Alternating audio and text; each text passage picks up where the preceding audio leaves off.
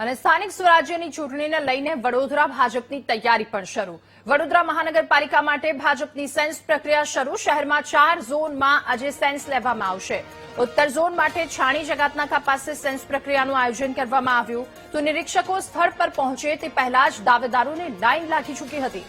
સંયોજકોએ token આપી registration પ્રક્રિયા શરૂ કરી। હું એક ઓબીસી મહિલા છું। વોર્ડ નંબર 1 માં 142 સયાજીગંજ વિધાનસભામાંથી આજે દાવેદારી કરી રહી છું અને મને પૂરો વિશ્વાસ છે કે અમે આ વોર્ડમાં પરિવર્તન લાવીશું અને અમારો નિષ્ઠા કાર્યથી અમે આ વોર્ડમાં લોકોની ખૂબ જ મદદ કરીશું, લોકોને આગળ લાવીશું। મહિલાઓના માટે ખાસ અમે લોકો કાર્યક્રમ કરીશું અને હું છેલ્લા 14 વર્ષથી ભારતીય જનતા પાર્ટીમાં લોકોની સેવા કરી રહી છું અને જો ભારતીય જનતા પાર્ટી મને આ તક આપશે તો બી હું આગળ સેવા કરવાના ભાવથી અને જનધન ગણથી ભાવથી અને હું પોતે એક આધ્યાત્મિક છું એટલે આ વોર્ડમાં હું પરિવર્તન લાવી દઈશ અને હું એક ઓબીસી મહિલા છું, પછાત વર્ગથી આવું છું। આજે હું જે દાવેદારી કરીશ એ પછાત વર્ગથી કરીશ। જી ચોક્કસ ભારતીય જનતા પાર્ટી લોકશાહીને ઢબે ચાલનારી પાર્ટી છે।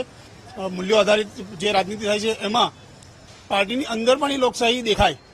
આજે જ્યારે કોર્પોરેશનની ઇલેક્શન જ્યારે જાહેર થવાનું છે અને આજે જ્યારે નિરીક્ષકો વડોદરાની મુલાકાતે છે ત્યારે દરેક વોર્ડના દરેક કાર્યકર્તા એ બૂથ પ્રમુખ હોય, એ બૂથનો સમિતિનો કાર્યકર્તા હોય કે પૂર્વનો કોઈ હોદ્દેદાર હોય એ બધાને સમાન તક મળે છે પોતાની ઈચ્છા વ્યક્ત કરવી, એના માટે બાયોડા આપે, ફોર્મ ભરે અને આખી પ્રક્રિયાના અંતે જે પ્રદેશ નિર્ણય લે અને જે ઉમેદવાર નક્કી થાય એના માટે લોકો કામ કરે। આ બહુ સચોટ અને સારી પ્રક્રિયા છે અને લોકો હર્ષોલ્લાસથી આ પ્રક્રિયામાં ભાગ લેતા હોય છે। નિરીક્ષક આવશે ત્યારબાદ દરેકને જે ક્રમશઃ જવા દેવામાં આવશે એટલે એના માટે રજીસ્ટ્રેશન અને સાથે ટોકનની વ્યવસ્થા રાખી છે જેથી અવ્યવસ્થા ના થાય ને દરેક કાર્યકર્તા સારી રીતે નિરીક્ષકોને મળી શકે એવી વ્યવસ્થા કરવામાં આવી છે।